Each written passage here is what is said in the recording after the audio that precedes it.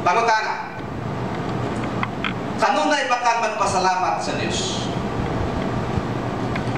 O magpasalamaton rin ta panahon sa Friday? Sa diha nga pukson kas leader, hangyon ako si sister, si Brad, na magpasalamat.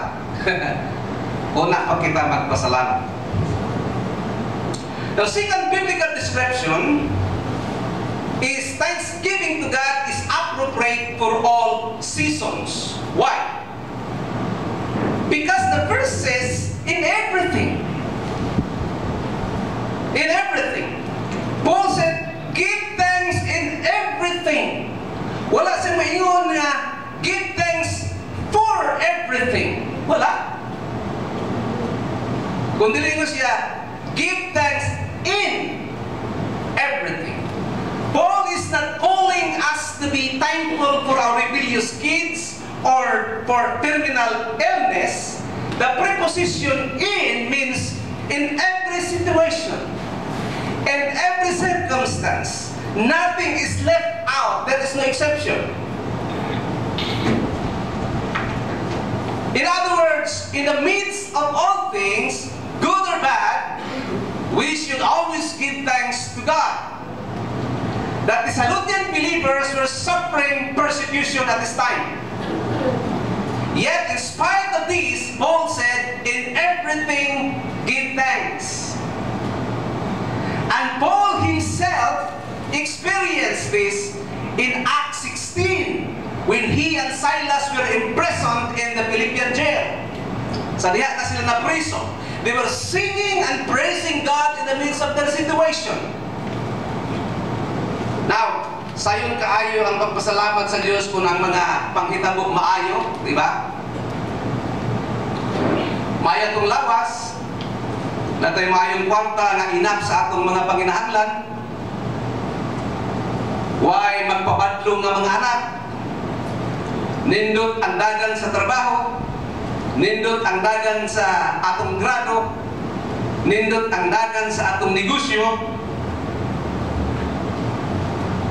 Nindot kaayo magpasalamat ngadto sa Dios. Apan kung moabot ang kalisod, ang mga sakit o balatian, o bisan unsang problema sa kinabuhi, lisod alang kanato ang pagpasalamat sa Dios. Taliwala sa mga kalisod, tawad kon o mga problema. And how can we give thanks in everything?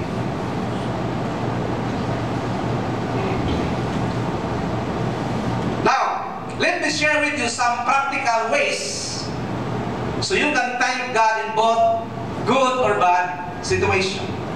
First, you can thank God in every situation when you realize that God is in control of everything and He is working for your good. Ang versikulo na kikuhan, in everything give thanks, for this is the will of God for in Christ Jesus for you. For you. Ang Diyos mao'y nagkontrolar sa tanan, o siya nagatrabaho sa tanan alang sa tanan nimong kaayuhan. Klaro ka na sa Romans 8:28 nga nagtingon, and we know that all things work together for good to those who love God, to those who are called according to His purpose. In everything, God has His purpose, and this requires faith. Second, practical way, you can thank God in every situation when you remember that God is always with you. Kung imong hinumduman, gayod nga ang Diyos kanunay, gayod na ang nimo. Klaro, naa sa Isaiah 41 verse 10, na nagingon sa akong New King James, fear not, for I am with you. Be not dismayed or discouraged sa uban, for I am your God. I will strengthen you. Yes, I will help you. I will uphold you with my righteous right hand. Doon ay sa kabata na natulog sa barko, manyang barko, hapit ng nalunod at naguliang na ang mga tao. Kasabot si Kapan eh. tungod sa bagyo, tungod sa kagulian sa mga tao, nakamata ang bata ka na tao, natulog. What is happening? What is happening? Don't happen to nalunod ang barko. Where is my dad? Yung dad siya, nag-drive siya ng barko. Hindi naman nalunod. Okay, thank you. Di balik ang bata, natulog. Kaya bawas niya nga, yung daddy mo ay nag-drive. Di ba? Lagi ko ng verse at nag-ibasa, I will strengthen you. And this child knows his dad's presence is always there with him and for him. Ngayon bata, ayun ang versikulo sa Isaiah, I will strengthen you. Now third, you can thank God in every situation when you remember that God loves you with an everlasting love. Ang gugma sa Diyos sama sa pag-ibig ng ni Rudy Dayan o ni Dilima. Parang dalisay at wagas. Di ba? Oh. Labaw pa niya ang gugma sa Diyos. Pinoon ba na? Pinoon na. Pero Jeremiah 31:3, o sa ingon, yes, I have loved you with a temporary love.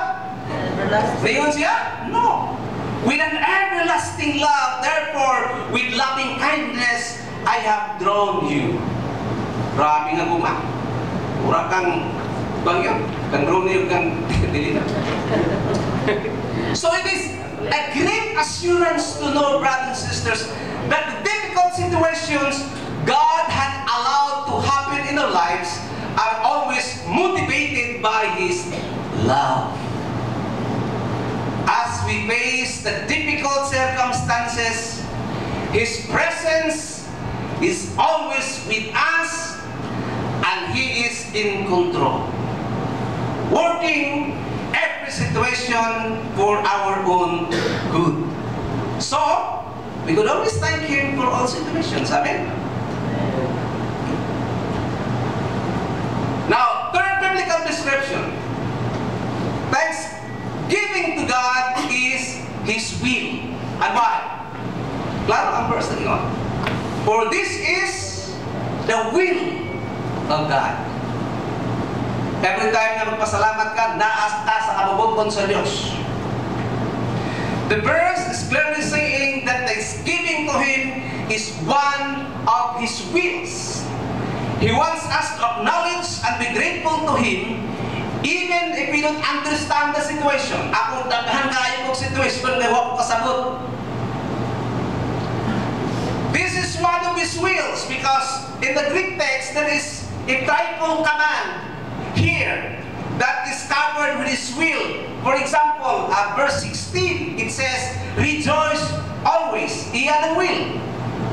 Sa verse 17, nag-ingon, pray without ceasing. Iyan gihapon ang will. And in our text, verse 18, ingon siya, in everything, give thanks. Iyan gihapon ang will. Samo. And take note of the praise in Christ Jesus for you. In verse 18, it means that the will of God is set forth or displayed by means of the redemption accomplished by Jesus Christ for us and the revelation of Jesus to us. And this is expressed when we always rejoice, pray without ceasing, and give thanks always. I would like to repeat this.